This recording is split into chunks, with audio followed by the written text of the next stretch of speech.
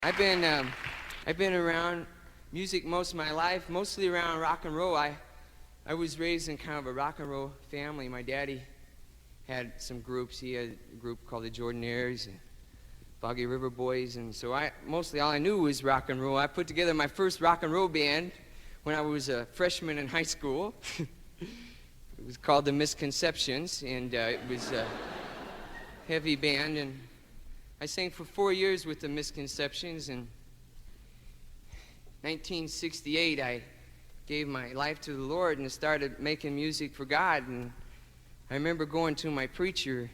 I was real excited about it, and I ran up to him. I said, "Brother Roy, now that I'm a Christian, I know what I'm going to do for the Lord. I know how I'm going to use my talent for the Lord." And he said,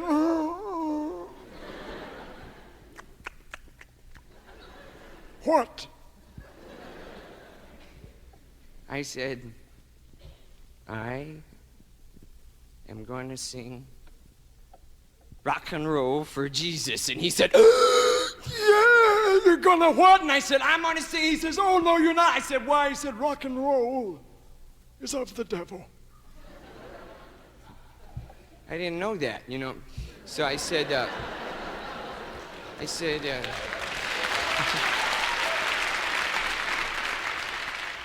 "What should I do? I really want to use my talent for God." And he said, "Sing in a gospel quartet."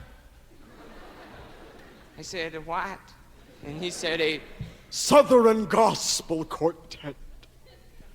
Well, I went to college and I joined a Southern gospel quartet, and we were very heavy.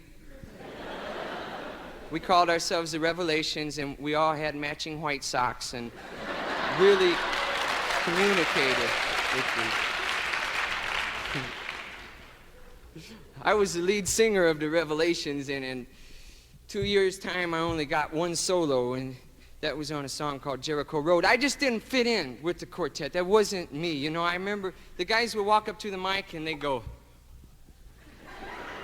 "As you travel along, ba-ba, ooh, ba-ba, ooh, on the Jericho Road, ba-ba, ooh, ba-ba." Then it come my solo. "Well, as you travel along, all right now." Well, that's what everybody else did too. They laughed.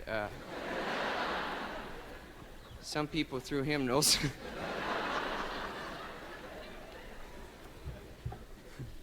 I just didn't fit in with quartets, and not to put them down or anything, but what I learned, the lesson that I learned from that was that only you and God can work out who you're supposed to be in the body and what your relationship is to be with God. And don't try to be something that you're not, or something that God doesn't want you to be, because you're going to be miserable.